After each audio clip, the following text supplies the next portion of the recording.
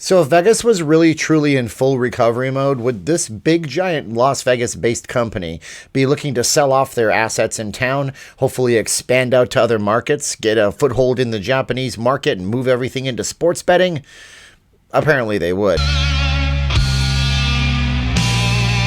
So yeah, we have a major sale coming up in the last week in Las Vegas. It's MGM Resorts International, and they've gone ahead and they've sold both the Aria and the Vdara Hotel and Spa to a private equity company known as Blackstone for $3.89 billion in cash. And we have to actually look at this deal, and we have to analyze this deal and figure out why this deal is even happening. Is this something to tell us a little bit about the actual future of Vegas, or is this just MGM being MGM? I think it's MGM being MGM, but I'm not really sure, because when we have Las Vegas Sands Corporation selling out their entire operation so they can get a foothold in an Asian market, and with MGM looking to try to branch out to Japan, where they're trying to do some big gaming projects out there, it could be a bad thing. So that's what we talk about today. How's it going, guys? My name is Steven, and I am not leaving Las Vegas. I'm a Vegas blogger. Hope you guys would like, share, subscribe, hit the bell for future notifications if you guys could be so kind to do so, because we do videos like this all the time, live streams on the Strip. We have little short films that we do here as well, and we're going to be starting up a new series of in-studio live streams, only an hour or so long, at 10 p.m. At night in my local time, 3 days a week. So we're going to be doing them in the studio as well, so we can get you guys some questions and answers and talk about Vegas stuff together. Anyways, the commercial is going to continue on. As I say, do check out vegasfacemask.com. No S at the end. A great way to help out the channel if you guys got to wear face masks.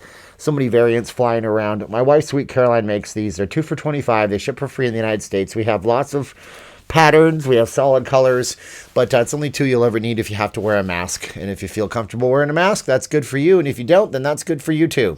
All right, so now let's talk about it, okay?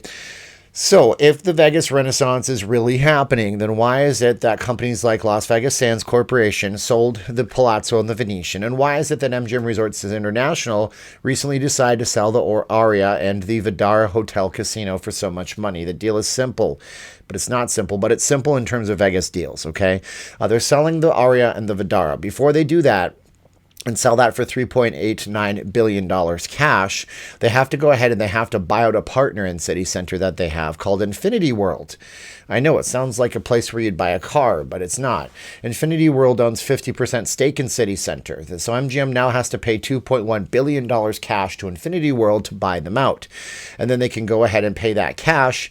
Now they're $2.1 billion cash short, but it's okay. You're going to have $3.89 billion coming in from the deal that you're selling to when it comes to a company called Blackstone.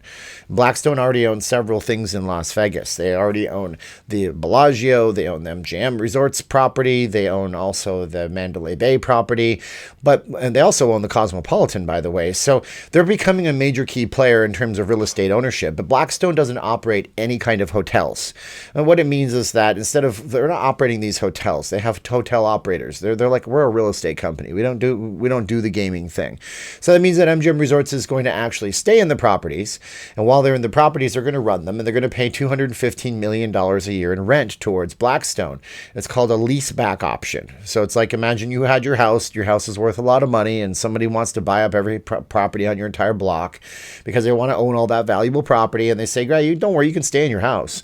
Yeah, you can even run your little side business out of your house. You just pay us XYZ amount of rent. You're going to get a bunch of cash up front for selling your house to me right now, and in the end, we're going to profit if it actually improves in terms of equity in the real estate. So now we own the physical building and the land. You still get to live there. You're paying us rent, and you can still conduct your side business out of there. No problem. We don't care. That's kind of what's happening. So what's also happening is this.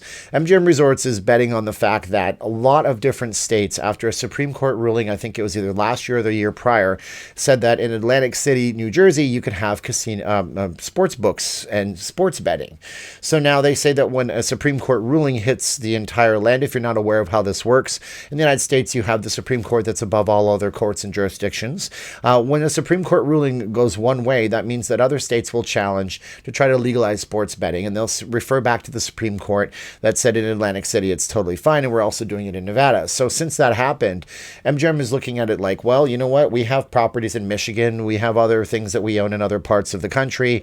What if the gaming gets big in those states as well with sports betting? Well, let's go all in on our digital platform. It's called BetMGM, and BetMGM is a big way that they made money through the pandemic. So they're looking at putting money into that from this deal.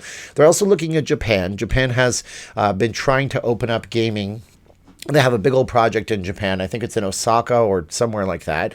And they've been taking bids on different companies to come in and help build these casinos and in these properties up.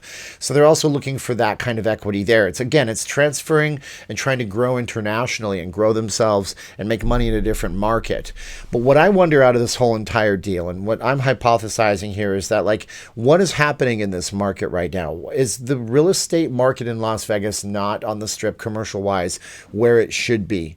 I mean, we have deals like the, huge deal where the Harmon property, the former Harmon property, was sold for like $81 million, paid way, way over what it should be. And that's really at the city center right there. So Blackstone is interested in that land because they think it's going to profit, but MGM is just happy being basically a renter in their own former building that they had. What is their plans for the future of Las Vegas? They're not a landowner anymore for the most part.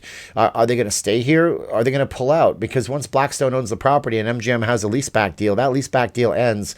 Who knows what the future is going to look like? And that's what's really interesting. You can foresee a day in the future where Genting Gaming, who owns Resorts World, comes in after that leaseback deal is over and says, you know what, that's fine. Hey, we have a huge digital platform. We went all in on Las Vegas, and we have a huge presence here because of Resorts World. Hey, we'll operate that casino, Blackstone, not a worries. And then could you imagine if that were to happen? There would be rebranding everywhere. There could be possibly the end of a lot of different properties. But look, that's the clickbait part, which I didn't even put into the title. That's what would have really gotten you panicked if I had said that, because I don't think that's going to happen, but that's just off the top of my head what could possibly maybe happen someday. But it's an amazing idea. Wouldn't it be really? MGM exits this market entirely. Who would take their place? You tell me in the comments below this video. And that's really how we explain this deal right here. They're really trying very hard to build up their platforms outside of Las Vegas. I don't know where it's going to go, but you tell me in the comments below. It doesn't make much of a difference to you. Hopefully you don't see a difference in the type of upkeep on the properties and all that stuff, because that's really going to be up to the landowner, Blackstone. But I think it's an interesting one, and we got to watch for it. So that's my video today, and I'm sticking to it. My name is Steven, guys. I'm not leaving Las Vegas. Hopefully you guys like, share, subscribe this video, hit the bell for future notifications. You'll see some good videos on the channel this week. Now's the time of the video where I have to say 3, 2, 1, click. So are you ready for this? I'm going to look at the camera here and go 3, 2, 1, and click.